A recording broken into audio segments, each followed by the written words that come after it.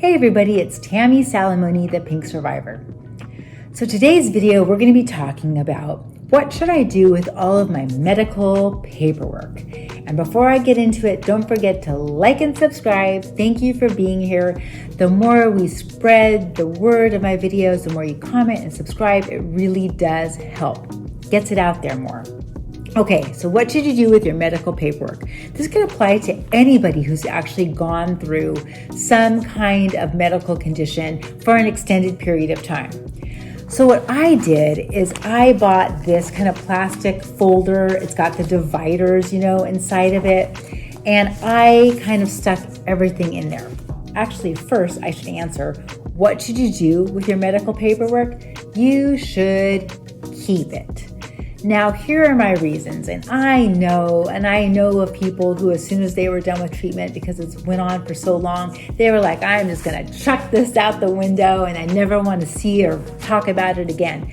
But for me, I definitely would recommend for all of you that you keep it, because I have gone back to it throughout the years. And even though it's only been 6 years out, you do forget some things, believe it or not. So back to my orange plastic folder here. I just put medical records, Tammy Salamone on it. Inside, when I opened it up, I put like their business cards of the doctors that I went to. And then I also have these dividers here.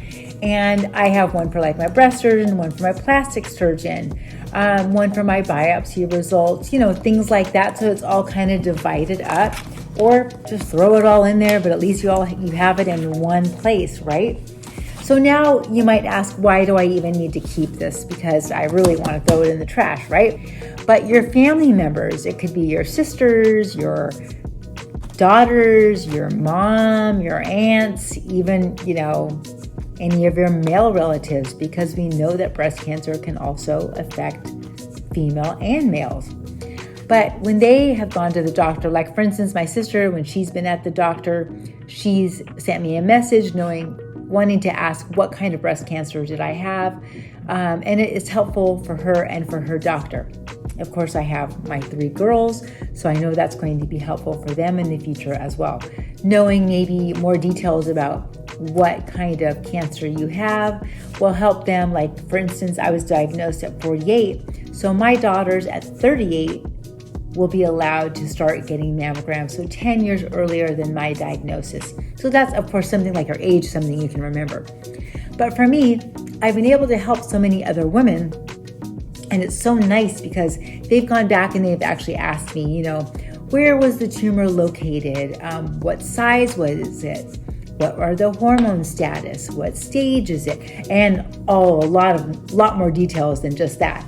But you can't really remember sometimes everything beyond like the initial diagnosis and stage.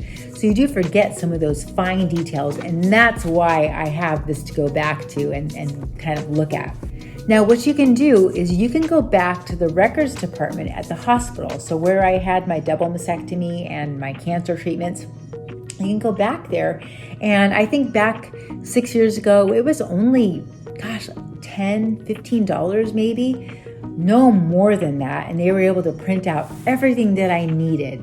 And probably now, maybe they even would put it like on a thumb drive. Maybe they don't even have to print out it all on paper, but that's what they did back then. But at least maybe you could get something even digitally of all of your records. So it really is easy.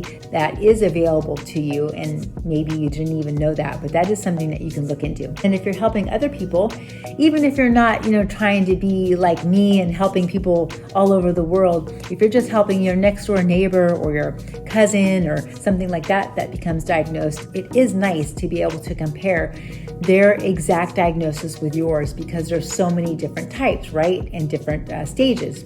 But then you can kind of look more and see like what was your hormone status versus, hers. And then it kind of helps them to feel a little better about this is why the doctor is recommending this certain type of treatment.